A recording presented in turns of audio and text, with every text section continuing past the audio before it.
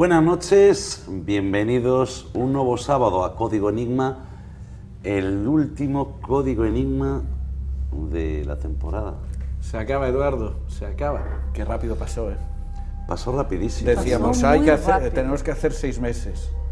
Se veía muy lejos el final, pero ha llegado. Claro, oye, ¿recordáis esa primera reunión en la que hablábamos? Bueno, vamos a tener que hacer aquí esto y tal, y mira qué rápido. Y pasó rapidísimo, volado, volado. Pero bueno, nosotros esperamos. Nos divertimos mucho. Tenemos que decir que nos divertimos mucho. Mucho, sí. Que lo pasamos genial. Pues yo me lo pasé genial. Que disfrutamos mucho haciendo este y hay trabajo. Que decir que hemos hecho el programa en una época en la que no podíamos salir, no podíamos desplazarnos a todos los sitios para los que tenemos permisos solicitados. Con muchas dificultades, pero lo poco que hemos hecho grande, sí. Sí, yo creo que sí. Bueno, quien tiene que decirlo es la audiencia, ¿no? Eso es. Pero eso, bueno, hoy lo que vamos a hacer es un pequeño repaso por todos esos momentos que vivimos, todas esas investigaciones, todos esos programas, todos esos temas que compartimos con todos vosotros. Así que lo mejor ya es ver redes sociales y empezar ya a ver y visualizar todo lo que vivimos durante todo este tiempo.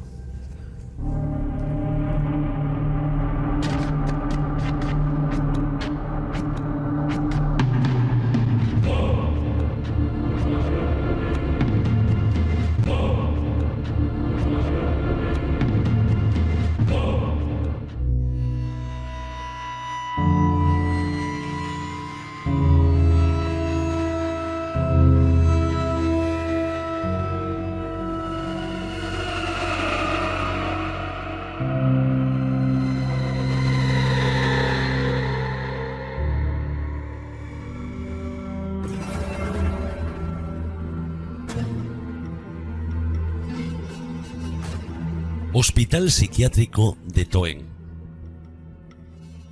Un hospital que atendió fundamentalmente a pacientes de origen rural y que solo admitía hasta el año 82 a pacientes varones. Se sitúa a 8 kilómetros de la ciudad, en una zona apartada, sin casas alrededor, aunque sí es cierto que hay varios pueblos en la zona. El edificio del hospital fue concebido originalmente como leprosería del noroeste de España, pero nunca llegó a ser utilizado para tal fin. Antes de ser abierto como hospital psiquiátrico, también estuvo un proyecto el abrirlo como un sanatorio antituberculosos. Fue abierto como hospital psiquiátrico en 1959, en los terrenos del ayuntamiento de Toen, en una zona rural dedicada a la agricultura, donde la mayor parte de sus trabajadores eran vecinos de los pueblos de alrededor. Hubo un tiempo en el que residían y trabajaban una comunidad de monjas, las Hermanas de la Orden del Huerto. El hospital consiguió prestigio internacional en los años 60 y 70 gracias al buen hacer del doctor Cabaleiro Goas, quien lo dirigió desde su apertura hasta que falleció en 1977, aunque esta afirmación puede ser origen de polémica. Hay que decir que en verdad la fama de Cabaleiro era más bien debida a sus libros, conferencias y publicaciones. Hasta mediados de los años 70, el enfoque terapéutico y asistencial de Toen no se diferenciaba mucho de otros hospitales gallegos y del resto del estado. Celdas, electroshock, inyecciones de agua ras y que solo atendían a hombres, como hemos dicho. Las mujeres eran deportadas a Arévalo. En 1972, con el apoyo de Cabaleiro, nuevas generaciones de psiquiatría introducen la sectorización y se revoluciona así la asistencia psiquiátrica rural del momento. Es un hospital que jamás ha tenido muros y vallas, porque no hacía falta, había otras barreras, unas barreras mucho más eficaces. El propio aislamiento físico y el hecho de que la gran mayoría de los trabajadores residía y trabajaba en las aldeas y campos de alrededores hacía que los enfermos no llegaran muy lejos.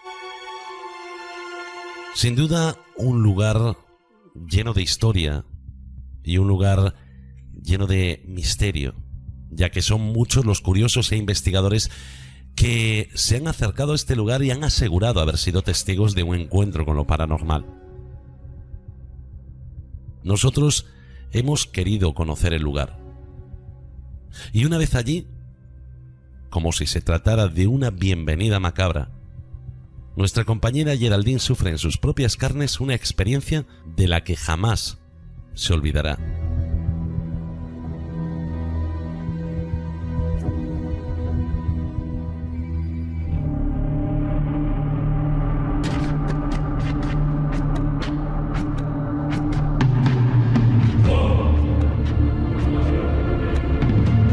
Ese día estábamos visitando el lugar y bueno, yo me fui poco mirando y en uno de esos cuartos me dio una sensación de querer entrar. Entonces entro y bueno, dije a ver qué encuentro, qué sensaciones tengo. Entonces cerré los ojos y ahí me dio como un mareo. Y al abrir, pues lo que me dio curiosidad, que estaba una mariposa negra en mi dedo, acá en la mano. Entonces yo ya salgo, pero ya salí mareada, totalmente mareada, incluso quería con náuseas.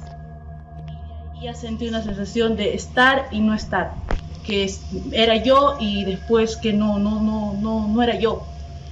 Entonces ya ahí pues salimos y me encontró que venimos ese día con el equipo de Mariam y le dije, ¿viste?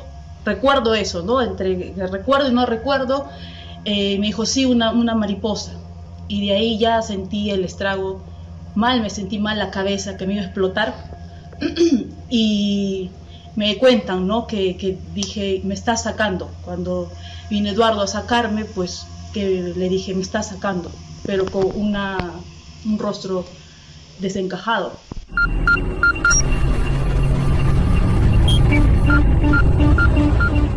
La verdad es que es curioso la cantidad de experiencias que hemos vivido a lo largo de un día de 24 horas aquí en este centro, antiguo centro hospitalario ya abandonado desde el año 2012.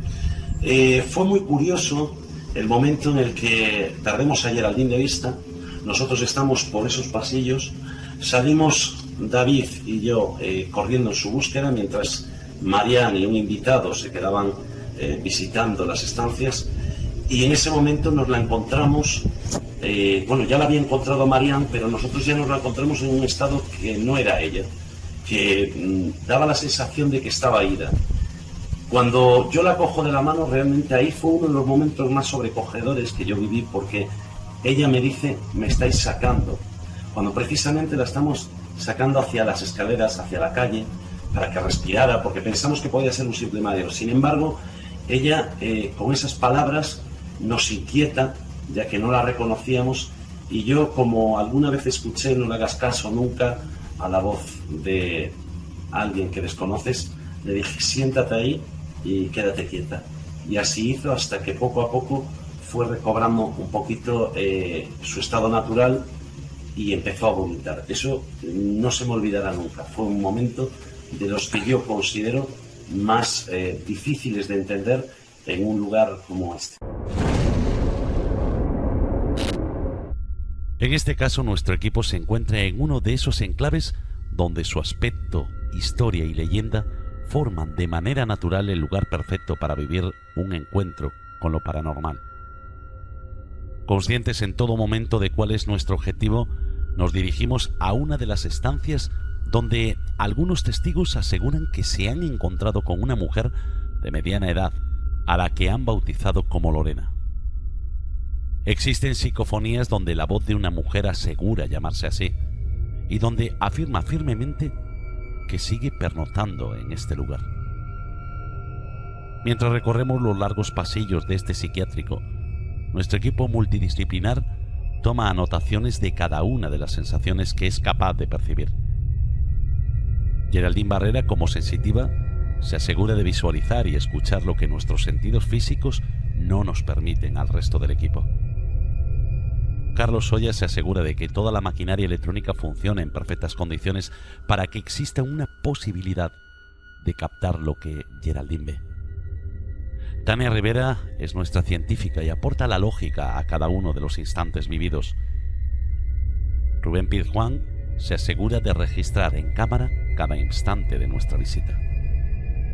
Mientras tanto, yo aporto mi experiencia profesional de más de 12 años y sirvo como espectador a los acontecimientos que estamos a punto de vivir. Es muy tocho. Allí se acaba de escuchar algo. Vale, pero... ¿Escuchaste? No siempre que estás en un lugar acompañado puedes escuchar todos los sonidos que lo rodean. En esta ocasión, Carlos Soya y Geraldine Arcas perciben un sonido que el resto del equipo pasa desapercibido.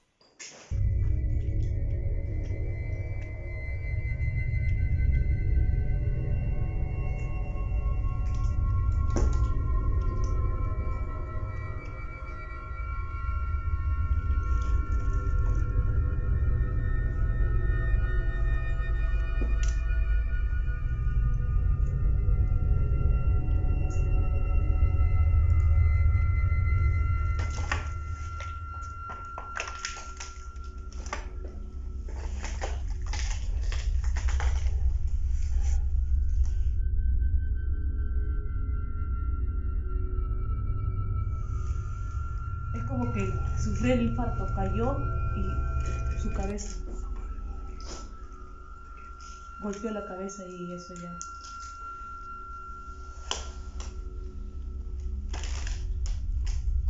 ¿No sienten mareos? No. No. ¿Sientes mareos?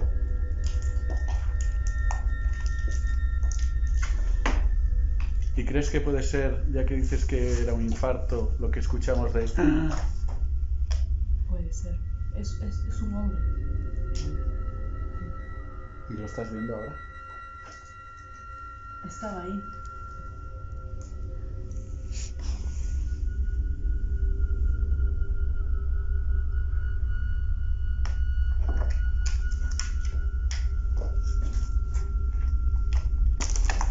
¿Cuántos gigas tiene?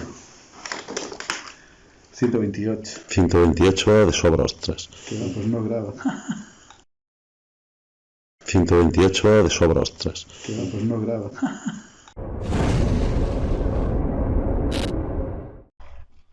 ¿Qué pasó, tío? Se escucharon golpes, pero golpes fuertes. Vale, a ver, habla un poco más alto. Se escucharon golpes fuertes. Vale, te escuchamos nosotros desde aquí. Dime si son estos golpes. Sí, son esos. Todos. Estamos justo en el edificio de al lado.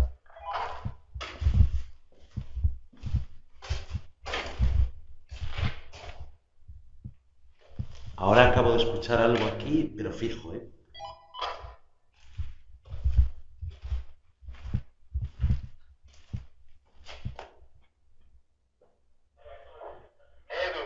Sois vosotros, marico. Sois vosotros, ¿no? No, ahora no. Pues aquí se escucha algo.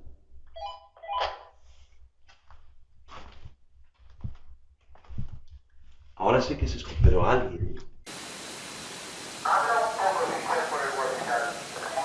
Que digo que se escucha a alguien. ¿Lo escucháis?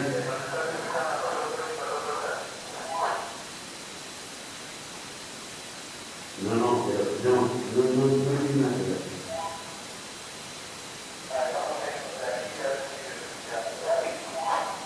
Ok. ¿Oíste, Edu? Dime. Luz en el edificio de al lado. Hay luz en el edificio de al lado. Se irá ahora hasta allí. No, pero si vais a esperar que voy con vosotros. Espera, vamos a asomarnos primero allí. Vale, pero si eso voy con vosotros, ¿eh?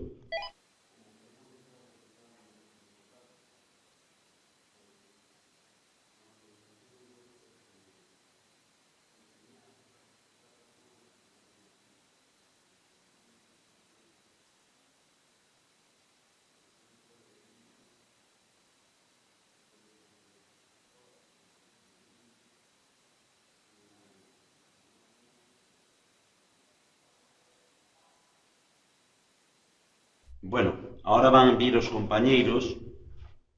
Vamos a... Xa levamos 20 minutos de aislamiento. 20 minutos de vídeo, de material que vamos a ter que despois visualizar, escoitar, filtrar, porque, bueno, ás veces non está aberto a mellor a sentir, e, sin embargo, están ocurrindo cousas ao seu alrededor, non? E acabo de notar que me tocan aquí unha man fría, algo frío, moi, moi frío. Sigo notando vale. Os focos teñen as baterías novas e están baixando pero a unha velocidade que non sei se antes de que veñan os compañeros quedaría oscuras. Antes iluminaban, agora xa apenas.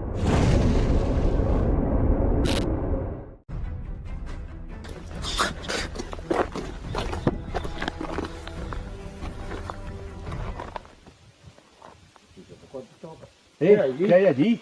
Allí hay algo. Sí, y se ha escondido ahora mismo, se le vio los ojos. ¿Lo viste? Sí, sí, sí. Sí.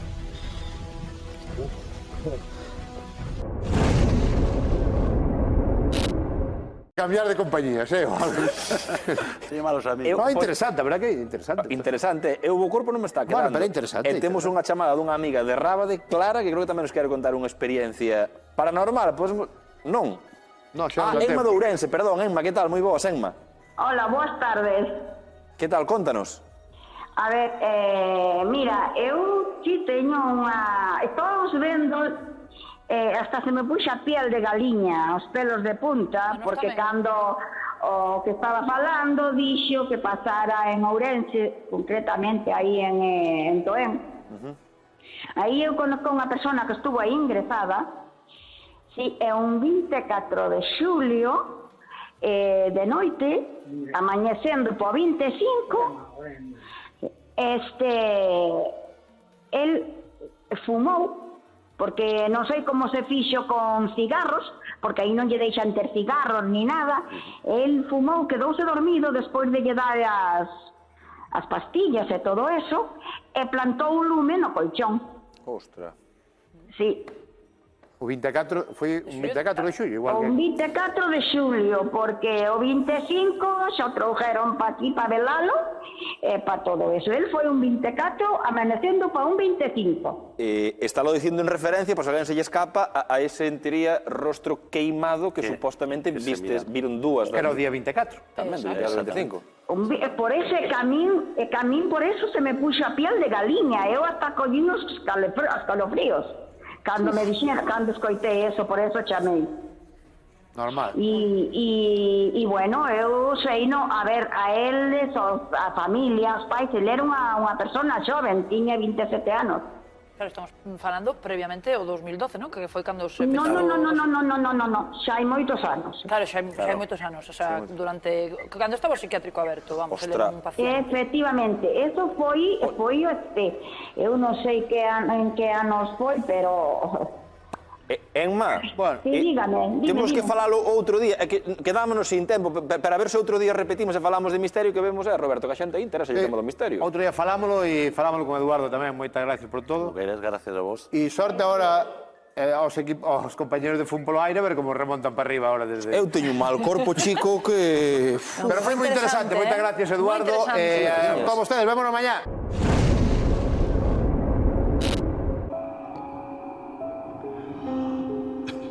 El grupo Dharma fue fundado en Perú en el año 2007 por Pedro Noguchi y un grupo de personas interesadas en desvelar los misterios ocultos detrás de la información convencional. Su objetivo es investigar los fenómenos espirituales que son un reto para la ciencia, pero desde un punto de vista parapsicológico. El aporte de las nuevas herramientas tecnológicas puede contribuir a captarlas y analizarlas. Años más tarde, en el año 2018, nace el programa Paradigma Cero, un programa que nos enseña desde un punto de vista neutral que existen otros mundos que están en este. Esta noche visitan Código Enigma Pedro Noguchi, comunicador audiovisual y técnico en electrónica, colaborador en el programa Zona de Miedo y coconductor del programa Paradigma Cero.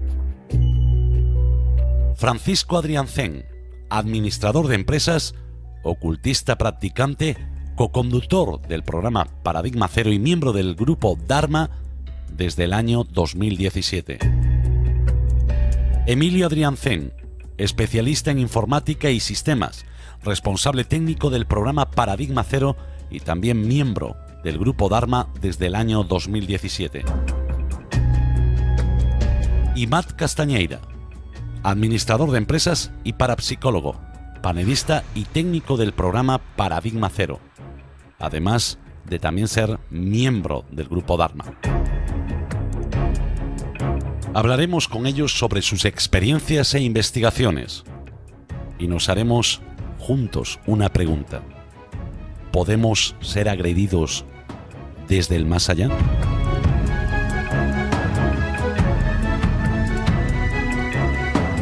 Vosotros nos enviasteis unos vídeos, una serie de vídeos, en los que habláis, precisamente os referís a este tipo de agresión. Yo ya los vi, no voy a hacer spoiler, porque quiero que Pedro nos digas tú un poquito qué es lo que estabais haciendo.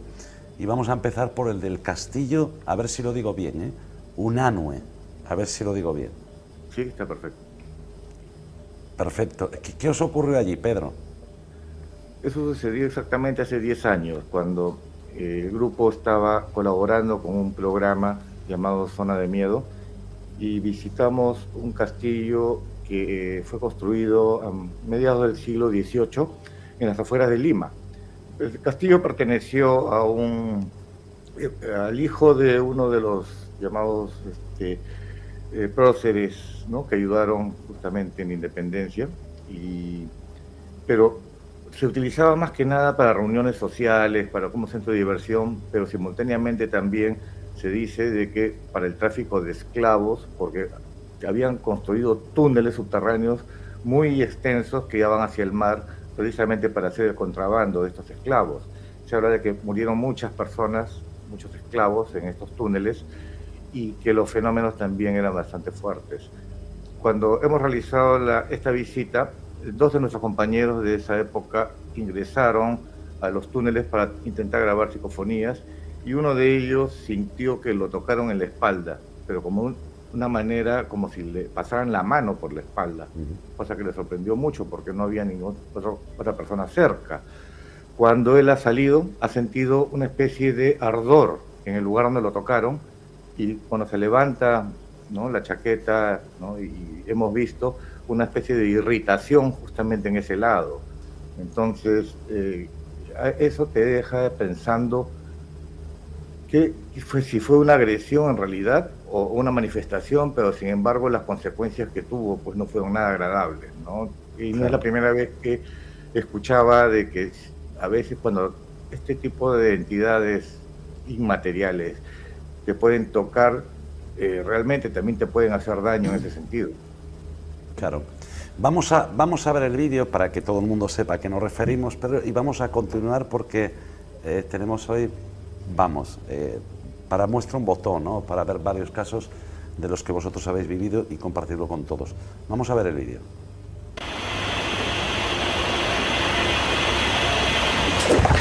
¿De nuevo? Huevón, así me ha tocado ahorita, huevón. ¿Por dónde? Pues yo he tocado clarito, huevón. ¿Dónde? Acá, huevón. ¿Por dónde? ¿El hombro izquierdo? Acá en la espalda, clarito sentido, huevón. ¿Tú no me has tocado, huevón? No, si estoy acá a 2 metros, ¿no? Anda, huevón. ¿Qué pasó? ¿Te empujó? Me acaban de tocar ahorita, pero está clarito. Así, mira. He estado así volteado y me ha tocado así. Así. Fuerte. La mano, ¿has sentido dedos? Clarito. Me pegué borrado, ¿no? En este caso. Y es la primera vez después de tantas grabaciones que sientes algo así. Primera vez nunca me ha tocado. ¿Nunca en tu vida? Nunca. Es la primera vez que me toca. No.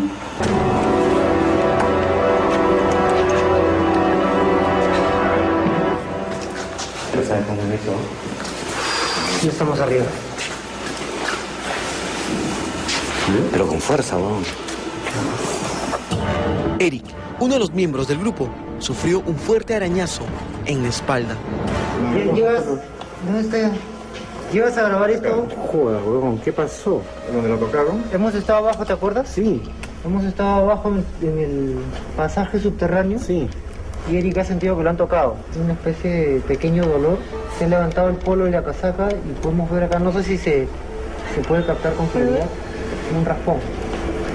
2 arañones. 2 arañones. Uno acá y otro acá.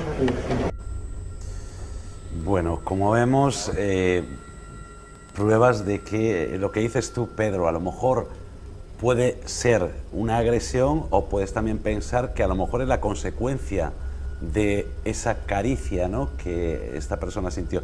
Lo que desde luego nos queda claro es que esa persona sí recibió esa caricia por la cara que él puso, ¿no? Fue como, Dios mío, ¿quién me tocó? Sí, efectivamente. Disculpen que no lo haya podido censurar, el tema de la reacción que tuvo fue de sorpresa, porque no era una persona que fácilmente también se asuste con estos sucesos, ¿no? Pero el hecho de que te provoque algún tipo de consecuencia física, como tú muy bien dices, puede ser también producto de una energía negativa que haya quedado ahí en el lugar. No sabemos cuál habrá sido la intención de tocarlo, tal vez simplemente llamar la atención, pero en sí este tipo de energías, al tener contacto con una persona, pues puede provocar, ¿no?, cierto tipo de malestares, como ocurren comúnmente con otras personas que, por ejemplo, se manifiestan pues con otro tipo de síntomas, por ejemplo, náuseas, dolores de cabeza, dolores en las extremidades, ¿no? Entonces significa que es algo que está concentrado en un lugar y que definitivamente pues son energías muy densas. ¿Volvisteis al ver lo que sucedía, volvisteis a intentar contactar con esta presencia o decidisteis mejor marchar y dejarla así? Sí, volvimos a bajar al túnel, pero en otro sector, e intentamos hacer comunicación mediante las psicofonías y recibimos algunas respuestas bastante breves, ¿no?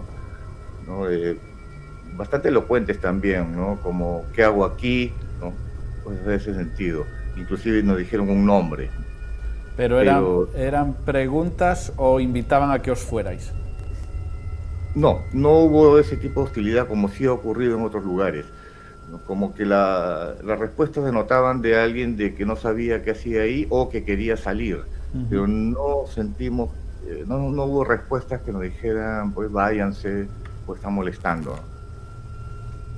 Hombre, de esto mucho sabrá Matt, ¿no?, que cuando, como nos decía, ¿no?, sientes que te absorben, estás pero no estás. Es que, sin ir más lejos, en el psiquiátrico de Toen, volvemos a Toen, a ti te tocaron en la nuca. A mí me tocaron en la nuca, pero no. Y lo que vimos fue en la cámara cómo te cambiaba el color de la piel. Yo creo que justo en ese momento. Yo creo que eso fue que me puse pálido, ¿no?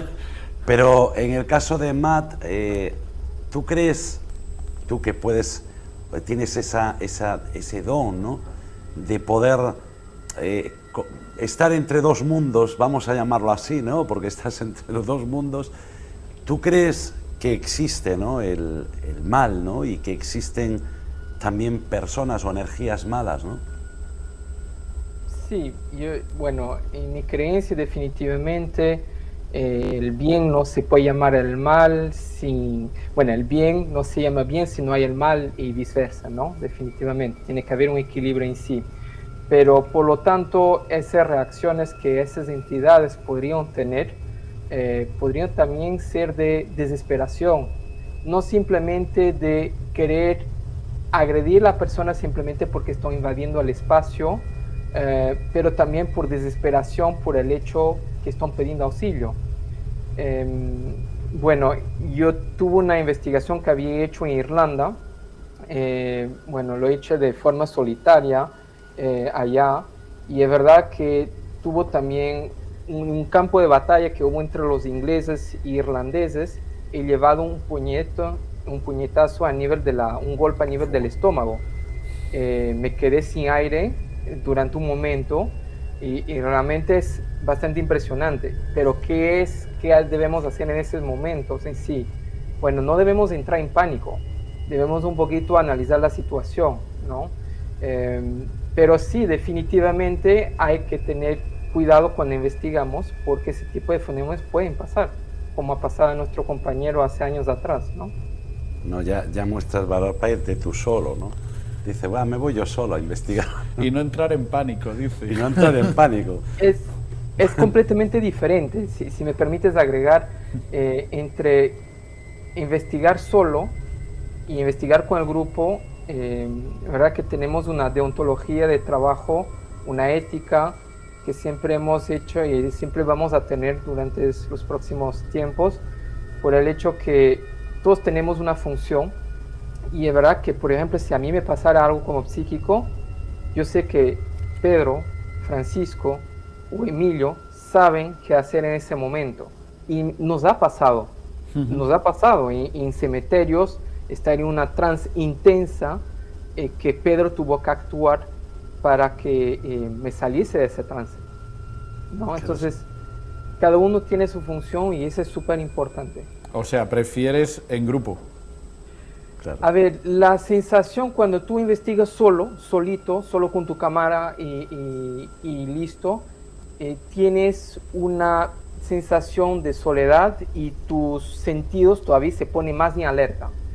Cuando estás en grupo, te sientes un poquito más protegido, definitivamente, y sabes que si algo pasa, está ahí alguien, ¿no? Entonces, sí, tengo que decir, definitivamente prefiero investigar en grupo, y principalmente personas que tengo confianza como el resto del grupo, ¿no?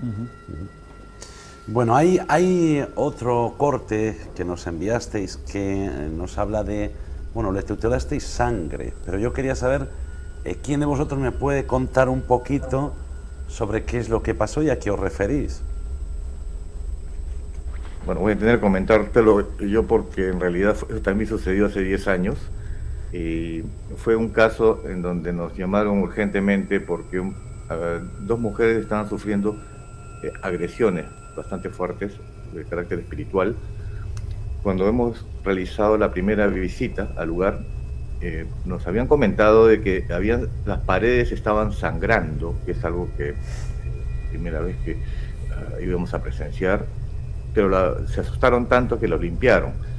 Pero después, el motivo de la llamada fue porque volvieron a sangrar y les dijimos que no tocaran nada. Hemos llegado al apartamento donde vivían esas personas y efectivamente notamos un olor bastante fétido. El ambiente era bastante helado también, a pesar de que era una época de verano. Y cuando hemos visto el dormitorio, todo estaba cubierto con manchas de sangre, de las paredes brotaba, sin saber el origen. Ya había ido, felizmente, prevenido para poder tomar muestras, porque tuve la suerte de haber conocido antes a un coronel de la policía que era de criminalística y me dio algunos consejos de cómo tomar la sangre y que se ofreció gentilmente a analizarlas, ¿no? Cuando han revisado días después la muestra, el resultado fue que era sangre humana, efectivamente, pero para haber hecho esa cantidad se necesitaba más de una unidad de sangre, que era muy difícil de que alguien, para tratar de trucar, digamos, hacer parecer este hecho como real, que se haya extraído tanta sangre, ¿no? Aparte, habían otros síntomas de que efectivamente había algo muy malo en ese lugar, un espíritu muy oscuro, ¿no?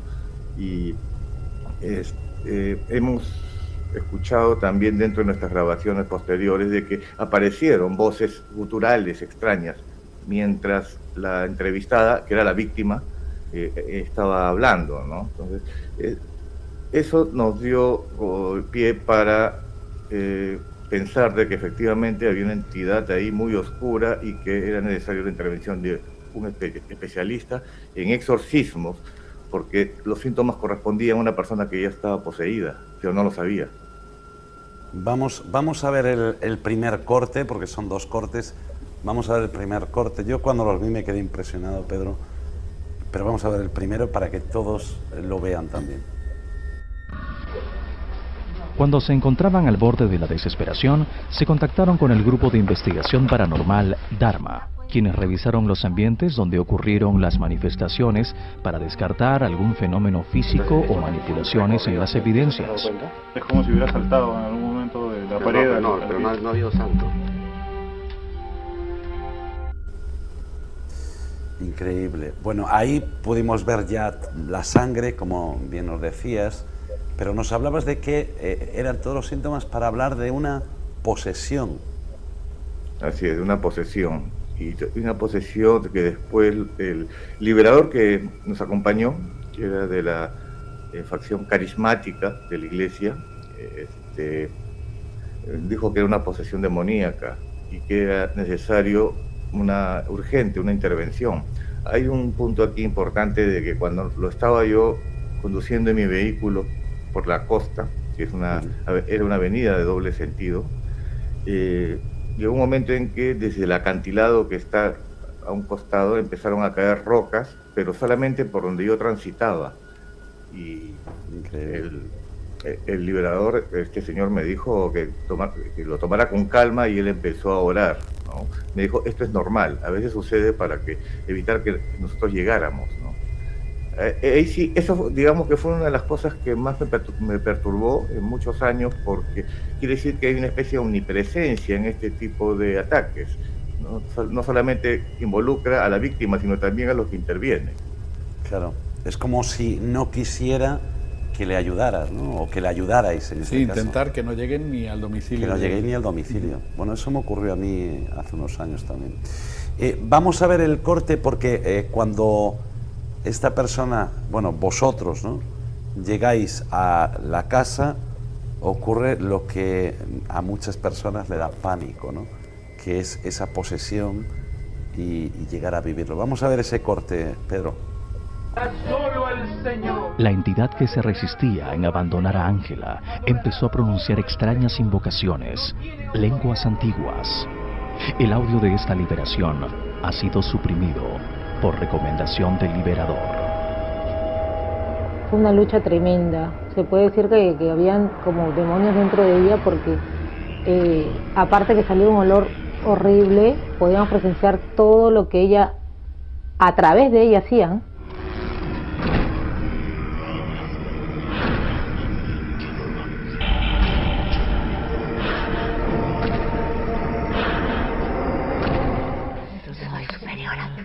No tienes autoridad. Soy superior. No tienes autoridad. No tienes autoridad. De ella va a ser mentira.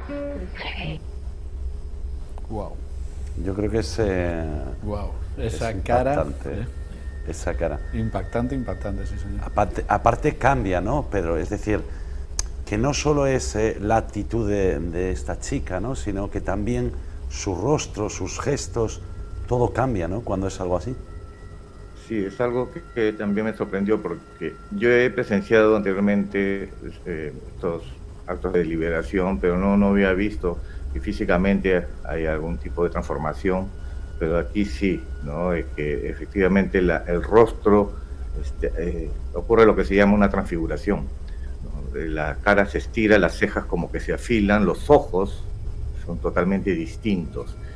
Y hay un detalle también que menciona la entrevistada, es de que empezó a emanar un olor extraño, desagradable. Entonces son cosas que difícilmente puedan ser fingidas, como sí ha ocurrido en otros casos, ¿no? A veces creen que están poseídos, actúan de determinada forma, pero este tipo de cosas no se pueden imitar.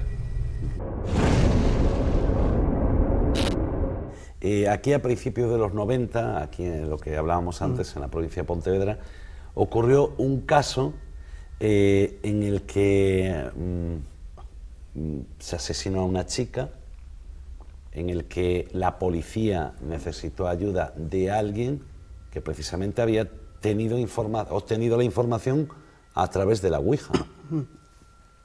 Esto ocurrió, todo empezó en enero de 1994, un grupo de cazadores que estaban en el Monte Avenceñas, en el Ayuntamiento de Astrada, pues encontró en el monte el cuerpo de una chica joven de unos 19 años. estaba puesto mirando hacia arriba, con los ojos cerrados y rodeado de velas. Claro, esto obviamente llamaron a la Guardia Civil y este caso llamó muchísimo la atención por dos cosas. Primero, por el entorno, ¿no? Por estar rodeado de velas, ¿no? Y porque no pudieron identificar a través de las huellas dactilares quién era esa chica, la identidad de la chica. Entonces hicieron algo, la Guardia Civil hizo algo que en aquella época era bastante habitual. Repartían en los medios de comunicación fotografías del cadáver para ver si alguien la podía reconocer. Eso era bastante gore, ¿no? Sí, hoy en día... A ver si podemos ver en pantalla la fotografía de esta chica, porque, claro, esto hoy no se ve. O sea, no, esto claro, no es habitual, pero la fotografía del cadáver se difundió en los medios de comunicación de Galicia y salió en las portadas de todos los periódicos, especialmente porque en la información se decía que estaba rodeado de velas, ¿no? que parecía un crimen ritual. Entonces muchos periódicos titularon como un supuesto crimen satánico, ¿no? Que alguien había hecho un crimen ritual para ejecutar a esta chica. Bueno, el tema es que pasaban los días y no se conseguía identificar a esta mujer. Entonces, sorprendida impresionada más que sorprendida por las fotografías que aparecían en los periódicos, una mujer de Pontevedra, Merchi, intentó hacer una ouija en compañía de otras personas, con el fin de intentar comunicar con esa persona fallecida y preguntarle su identidad. La ouija, al final la sesión de ouija pues, se desarrolló normalmente y aparecieron algunos datos concretos, ¿no? Muy concretos. Uno era el nombre, como nombre se ponía Rosa, les aseguraba la chica que se llamaba Rosa. Y después había otros datos, por ejemplo, que tenía un hijo, que no había sido muerta en ese lugar, que lo de las velas era una tapadera para ocultar un crimen realmente más profano, más normal, ¿no? Y bueno, esos datos llegaron al diario de Pontevedra, que yo tuve la suerte de trabajar allí durante 16 años. En esa época no, pero yo trabajé posteriormente, pero sí tuve la oportunidad de contactar con varios de mis compañeros que habían seguido este caso y sobre cómo habían reaccionado con esta información. Pues bien, ellos tomaron nota de toda la información, quisieron contrastarla con la Guardia Civil no dio credibilidad a una información que aparece a través de la ouija, pero lo bueno viene después, porque en un control rutinario en Navarra detienen a 2 personas y las personas estas, creyendo que los detenían especialmente por este crimen, lo confiesan. A partir de ahí se sabe toda la historia e incluso el verdadero nombre de la chica, ¿no? Que se llamaba Rosalía González. No la habían identificado porque era de nacionalidad portuguesa.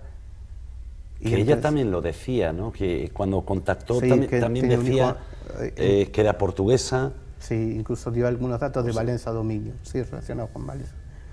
Pues ella era portuguesa, o sea, y se llamaba Rosalía, no Rosa, pero bueno, el nombre ya es mucha casualidad, Rosalía, ¿no? Mucha casualidad, claro. Decía que no había sido un crimen ritual, sino que había sido una tapadera para despistar a la policía, y en realidad es verdad, porque la habían matado porque los 2 detenidos y ella formaban una especie de banda que se dedicaba a robar en gasolineras y en entidades bancarias, y en un momento temieron de que ella los delatara, entonces por eso la mataron, no por ningún ritual, no era nada satánico ni nada parecido. Hubo otros datos también que luego pudieron corroborarse, y es que en la Ouija había salido que ella tenía un hijo en Portugal, y si bien no trascendió si verdaderamente era así, sí es verdad que en la autopsia tenía una marca como de cesárea, ¿no? Como que hubiese tenido ese hijo, ¿no? Y luego, bueno, otros datos. ¿Dio números de teléfono? Sí, hay un dato que en realidad no pudimos comprobar el número concreto, pero sí es verdad que era un teléfono de Portugal, de Valença do Minho, en los que mis compañeros del diario Pontevedra llegaron a llamar, ¿no? Era un club de alterne de esa localidad. Bueno, había un montón de datos que coincidían, ¿no? Que por alguien que, bueno, hay que aclarar que tanto Mercedes López, que fue la señora que hizo esta Ouija, como el resto de las personas que participaron en esa sesión, no tenían ninguna vinculación con ella, ni sabían absolutamente nada, porque ni siquiera la Guardia Civil sabía ninguna información respecto a la identidad de la mujer. Y le habían subido a caballo también, sí, ¿no? Sí, había uno de las personas detenidas era criador de caballos, ¿no? Y conocía muy bien esa zona, por eso la llevaron hasta allí. Es que es muy curioso, porque, claro, lo que decías tú antes, ¿no? Una cosa es que pueda haber quien mueve de una forma inconsciente, pues la Ouija, o sea, el máster realmente. Puede haber el que está un poquito psicológicamente tocado y se puede creer, y entonces se monta la película, pero es que en este caso es a raíz de una fotografía, unas personas que deciden hacer una Ouija y que le da tantos datos como para al final detener al asesino, bueno, a los asesinos. Sí, no, más que nada es la información que se transmite a través de la Ouija, que luego se comprueba con la detención de los asesinos y la confesión, ¿no? Claro, es que hay un montón de datos que coincidían, ¿no? Y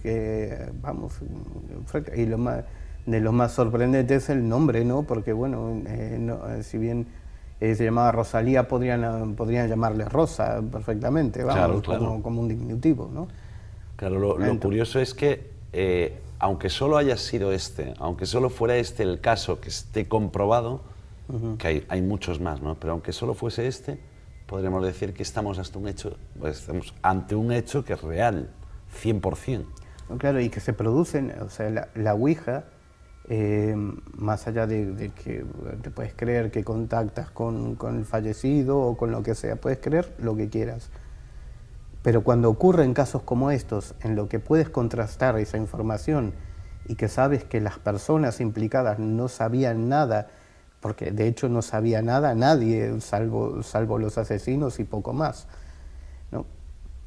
Pues ahí es cuando dices, bueno, aquí hay algo interesante, ¿no? Hay algo más que movimientos musculares inconscientes, hay algo más que, pues, confusiones o movimientos bueno, o una noche de cachondeo, como muchas veces es lo que ocurre con las sesiones de Ouija, ¿no? En ocasiones, no muchas, pero en ocasiones hay informaciones que luego resultan interesantes, ¿no? Y que hacen interesante todo este fenómeno del contacto en este caso a través de la Ouija.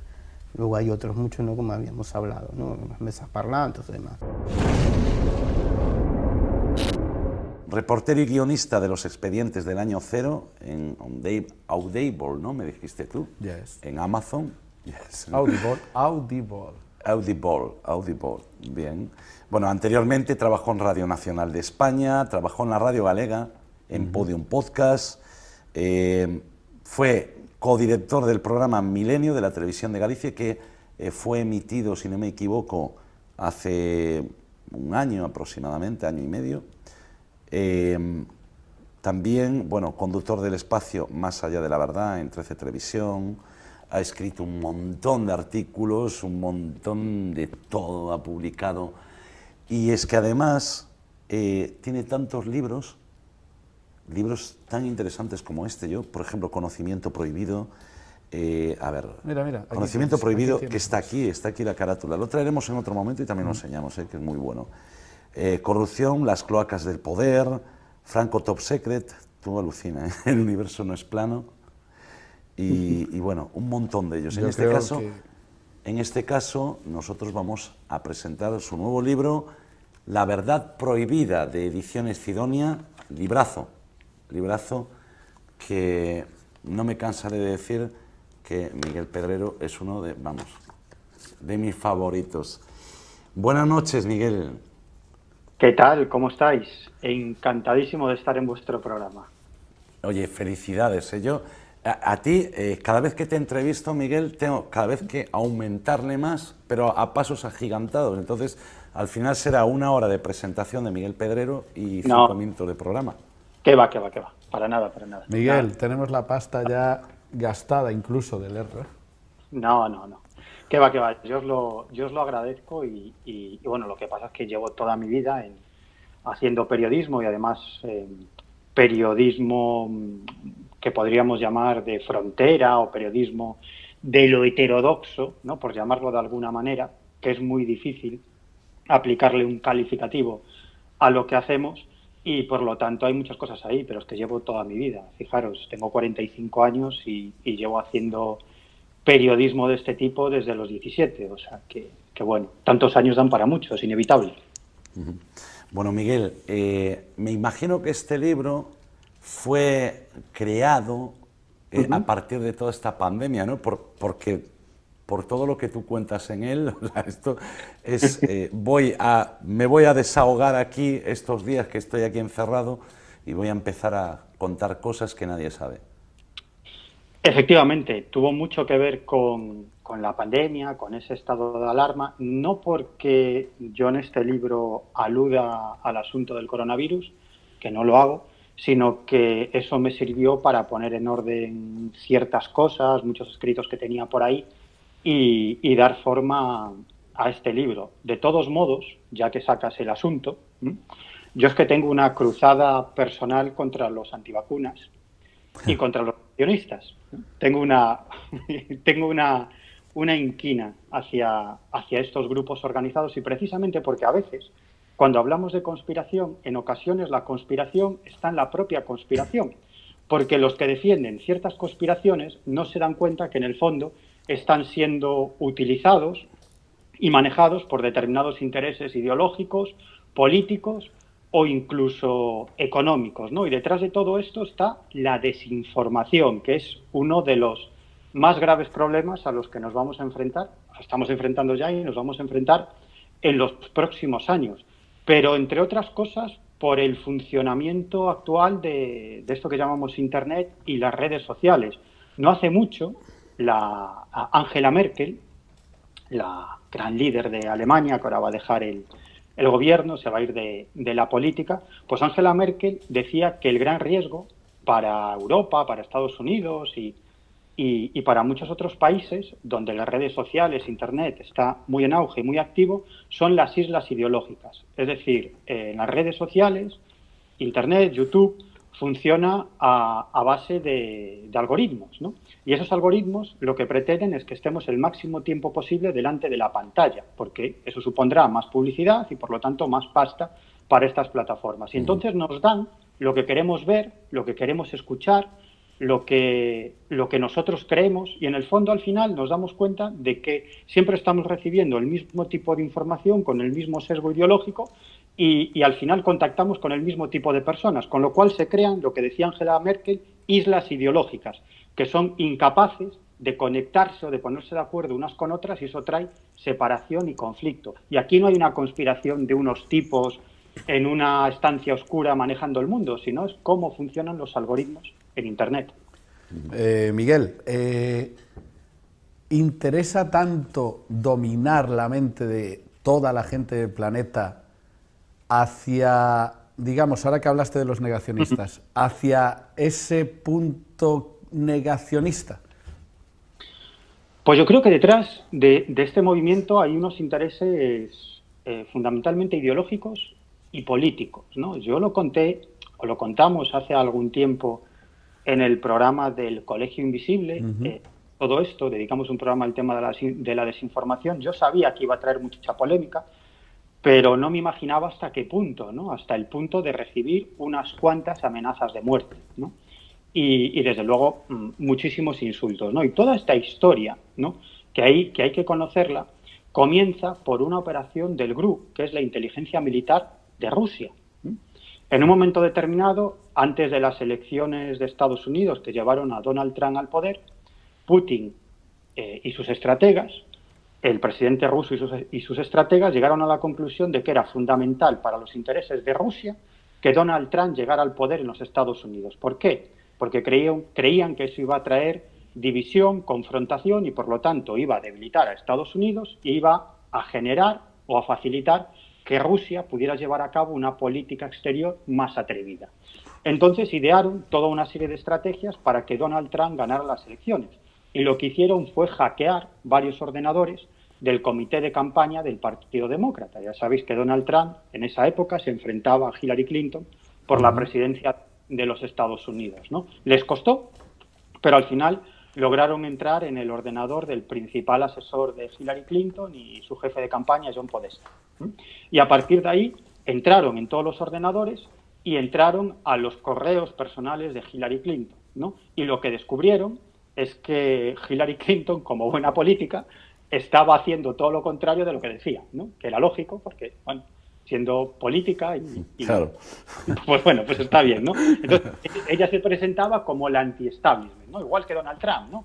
Donald Trump decía, soy el anti-establishment, y yo digo, pero hombre, pero si eres un ultracapitalista multimillonario que te has aprovechado de todos los resortes del capitalismo. Y Hillary Clinton hacía lo mismo, ¿no? Pero nadie se lo creía, ¿no? O muy poca gente se lo creía, pero su campaña iba en esa dirección. Y de pronto, en esos mails personales, lo que se demuestra es que en realidad Hillary Clinton estaba al servicio de los grandes fondos de inversión que incluso le sugerían qué ministros nombrar una vez que llegara a la presidencia. Ella decía, ok, pues vale, ¿no? Y entonces publicaron todos esos informes, todos esos mails y tiraron abajo su campaña. Pero fijaros hasta qué punto, ¿no? Que fue una operación hipercoordinada en la que participaron los tres más importantes servicios secretos rusos, ¿no?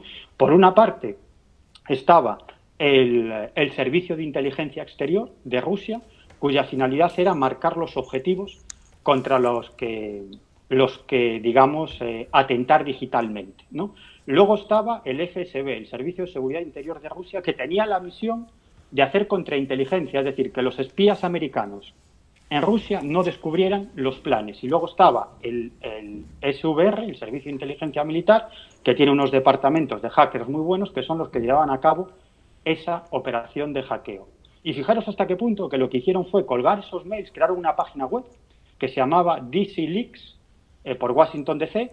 Decían que esa página web estaba coordinada por unos luchadores de la libertad y de la democracia de los Estados Unidos, y ahí colgaron todos los mails de Hillary para fastidiarla, ¿no? Para fastidiar su campaña. Sí. Pero nadie les hacía ni puñetero caso. Nadie, ningún periodista. Como no había nadie al otro lado, pues los periodistas pasaban. Entonces, al final, ¿qué hicieron? Pues decidieron ceder esa información a Wikileaks, porque había un tipo que es Julian Assange, que ahora lamentablemente está en la cárcel, pero en ese momento no lo estaba, y era hipermediático, ¿no? Y gracias a eso consiguieron que medios como el New York Times, el Washington Post, los grandes medios, publicaran esos mails, ¿no? Y eso es lo que fastidió la campaña de Hillary Clinton. Pero, y ya termino, una nueva vuelta de tuerca, los asesores de Donald Trump, que eran muy buenos, sobre todo dos, Steve Bannon y Roger Stone, lo que hicieron fue tomar esos mails y manipularlos. Es decir, tenían un arma de guerra fantástica, ¿no? Pues dijeron, pues vamos a ir más allá. Entonces manipularon esos mails, y entonces se crearon una historia según la cual Hillary Clinton y los altos cargos del Partido Demócrata formaban parte de una secta satánica que sacrificaba a niños y formaban parte de un estado profundo maléfico. Y Donald Trump era el salvador del mundo. Eso era mentira, ¿no? Claro. Y a partir de ahí se genera, digamos, que toda esta leyenda de Donald Trump como el salvador del mundo, ¿no? Y detrás, una operación de los servicios de inteligencia de Rusia. No hay ni malos ni buenos, que es lo que yo intento explicar. Hay intereses y sobre todo intereses geoestratégicos.